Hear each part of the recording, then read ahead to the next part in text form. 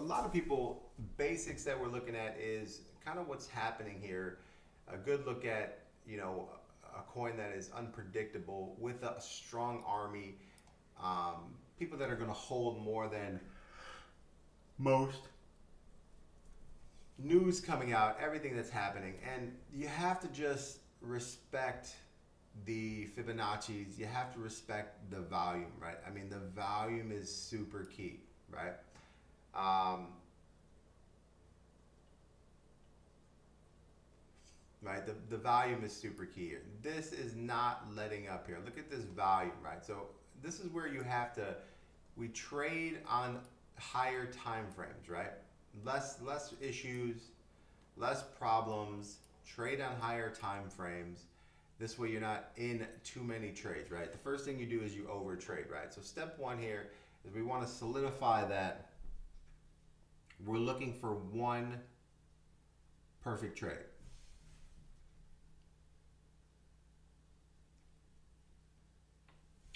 And those trades consist of very simple movements, right? Where we need a green moon, right? And green trends and so forth. So let's take a look here. Let's just back out and take a look at XRP here. And you know, when you're looking at a older time frame or a longer time frame here, guys, you can see that XRP has a lot of volume going into it right now. And this is why you don't want to short something for a long period of time on this side. So, you know, when you're scalping, sniping, doing high leverage, you can catch what's called a 5-minute pullback. But the 5-minute pullback also has to have the volume or the RSI going with it, right? You can't trade against the RSI, it just doesn't make sense, right? So, first things first, step one is understanding, guys, if you want to do well in crypto or in trading, you cannot overtrade, right? So guys, if you're out there trading, let's just do one trade at a time, one trade a day, right? That's the entire goal. And these are very simple movements that we can get into and do one trade a day. And leverage wise, you can run your 30 to 50x, right? So here's a 2-hour, right? And we see here the RSI bottoms out on the 2-hour, which is great. Comes across, volume starts to pick up. Here's some positive volume that we see here, right? This is kind of like the beginning of a move. Here's some positive volume, gets a little more, right? We get a green trend, right? Right here. And this is a green moon. So this is our entry point right here. RSI is on the below the 80 mark, which is right here, which is still good. And remember, guys, on the longer time frames, your RSIs have more time to move. It's not like a 5-minute where it's going to move, hit the top within 5 minutes. This is going to be about a 2-3 hour move before this RSI gets to the top, right? Which means there's a lot of volume picking up here, right? So here's a green trend, a green moon. There's our entry point right here. And then we will set ourselves up with a simple stop loss at a 35% situation, 35 to 40% stop loss. And profits, you should be looking at a running, a moving stop loss so that you can maximize, which is where we're at here, right? So what we're going to study here is like the over trading is the issue, and I think the over trading happens because guys are, you know, scalping or sniping, right? And that's the problem. You don't want to snipe in crypto unless you have a very strong discipline, right? You got to be disciplined here, guys. You have to be disciplined to where you take the money, you take the profits. If you're going to trade on the three, I don't even know, like, you know, you shouldn't be trading less than 5-minute time frame, right? You know, personally, I don't think you should trade less than the 15-minute. The 15-minute is a very simple time frame to use.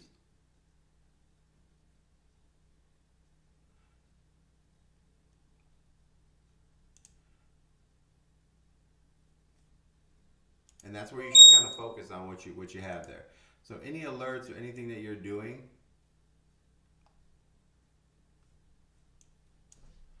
you should be focusing on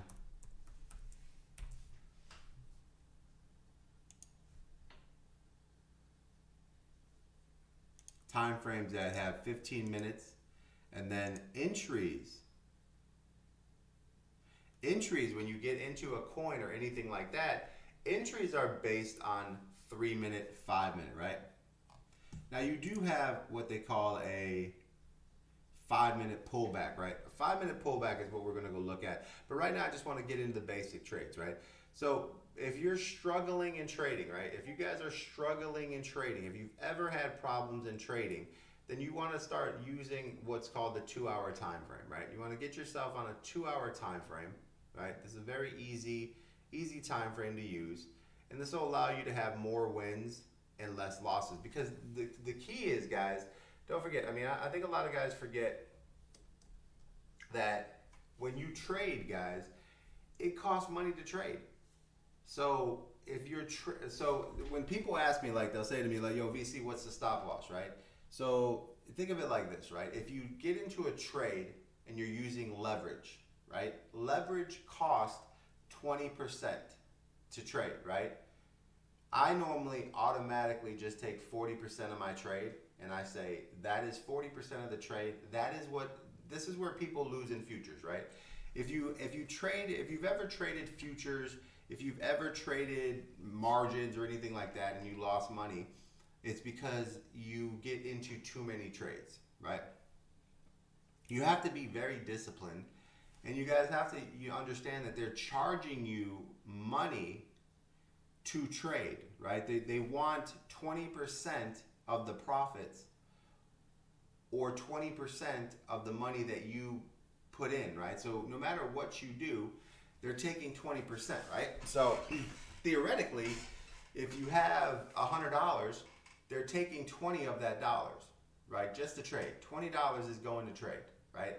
So if you start your day off and you say, okay, I'm going to trade futures with $100, right? And you make a trade, your $100 is automatically worth $80, right? Right out the gate. So if you make a bad trade,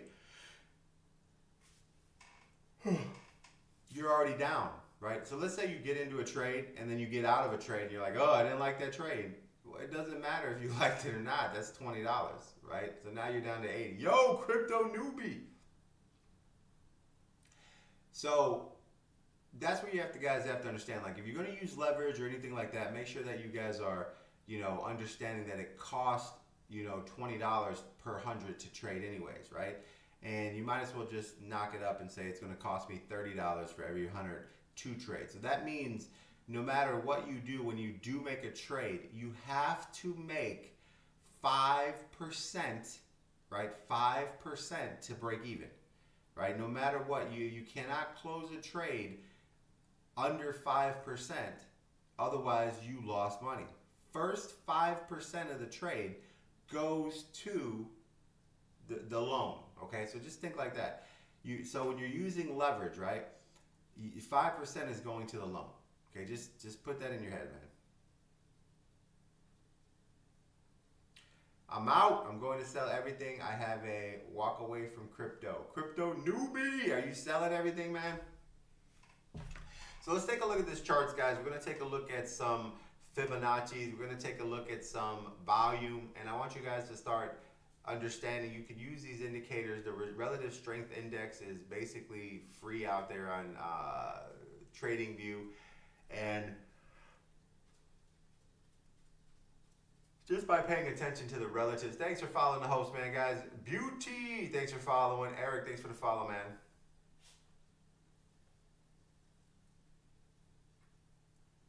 Shorting XRP. I mean, that you can't.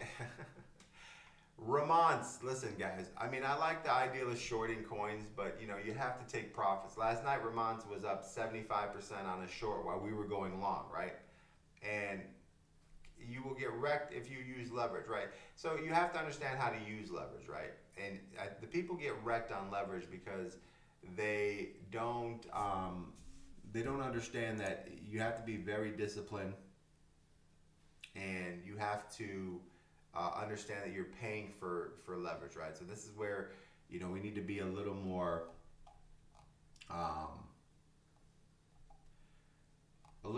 tight with our trades, right? This is why, you know, trading and getting into those trades, you need to be more disciplined on what you're doing. I just entered tops and small top loss. So let's get into here and let's see what we got here. So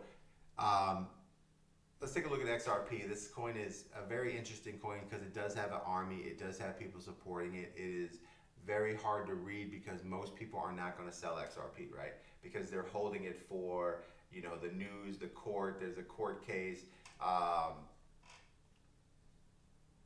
You know, you put all that in there. So here we go. This is a simple breakdown here of what we have, and this is going to be using the 2-hour Fibonacci. So I'm gonna start